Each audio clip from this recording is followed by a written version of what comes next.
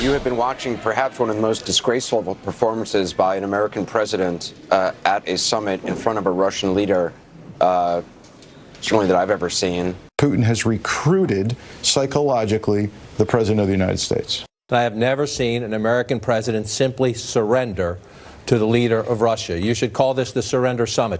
When do we see almost a shadow government come out and say, we cannot side with the government, whether it's the cabinet or the Senate? I think that's the big question. Who let all the dumb people on TV? It's like the question we ask every night. More so today than maybe before, certainly in a long time. The reaction in the press to the summit today was so over the top that it was awe-inspiring, but the reaction of politicians was even more so. Chuck Schumer, who holds elected office in the United States Senate, suggested that Vladimir Putin is literally blackmailing the president of the United States. He did not provide evidence for that charge. Nancy Pelosi in the House went even further. She said that today was ironclad proof that Russia has something on President Trump. Wasn't a lot of reasoned discourse going on today, to put it mildly. Tammy Bruce is a reasoned person. She's a radio show host in New York, a friend of this show, and she joins us tonight. Tammy, what do you make of this? You know, it's fascinating. Look, in President Trump's press conference, there's something we all didn't like necessarily. But the reaction, the overreaction, is extraordinary. Keep in mind, these are the people who said that the tax cuts were going to cause Armageddon, that the end of net neutrality was going to literally kill people, that President Trump meeting with North Korea was going to cause World War III. And now we've got this, a press conference after a 4-hour meeting. Is supposedly treason, or at least, as you've noted, from a Congress member, should require a military coup. The American people at this point know something, and that is, with all the work he's done so far, with whatever disagreements you may have with President Trump, he loves this country, and he is working for this country.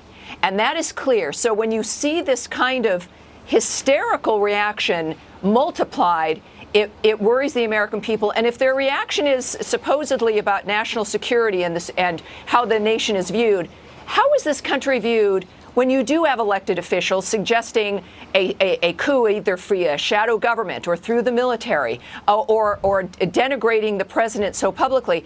If that was the concern, my point is that this, of course, is politics. It's not about national security. But they seem to mean it. I mean, they seem desperate to force me to believe. It's basically a Russia agnostic. I have no interest in going to Russia. I'm not interested in Russia. But they're trying to force me to believe that Russia is the worst country in the world, the greatest threat to my liberty, the greatest threat to the United States of America. Well, that's just stupid. Like, anyone who pays any attention knows that's not true. So it's not a defense of Russia, but it's just not, China's a much bigger threat.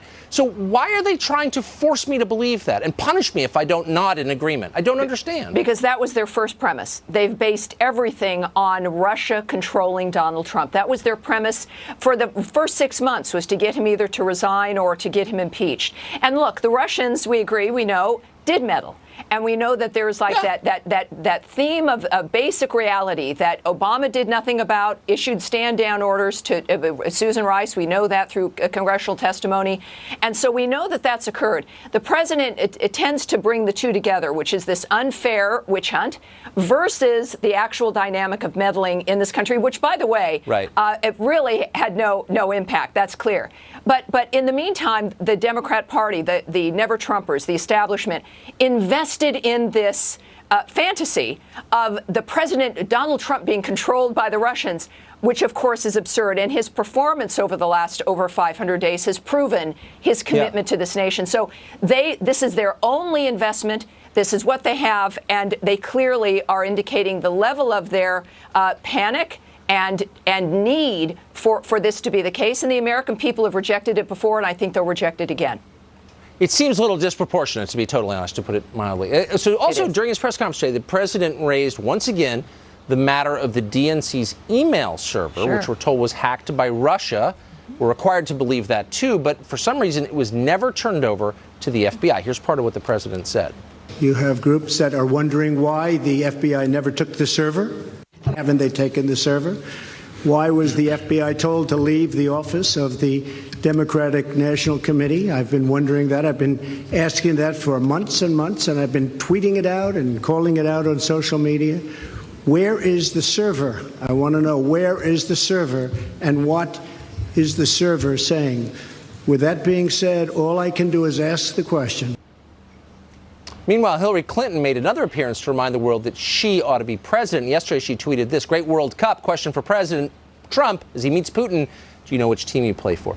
So I'm interested, Tammy, in this question of the server. I wouldn't be shocked if Russia tampered with it. They've been causing mischief in this country for 100 years. So that would not surprise me. But why is it considered unpatriotic to ask basic questions like, well, where's the server? Did you look at it? Why didn't the FBI look at it? Can you answer my basic questions? Why am I not allowed to ask those questions? I'm working for Putin if I do. I don't have a right as an American citizen to get straight answers to simple questions? Yeah, look, technically, actually, we believe the server may have been decommissioned and actually taken apart. This is news from April of this year, and a filing from the DNC that they were required to decommission or remove software and take apart about 140 servers, 180 computers, and 11 separate servers. So it may actually not even exist at this point. But for the president, and I think that this is key, the Americans know that he loves the country. They know that it's hogwash what they're hearing from the media today.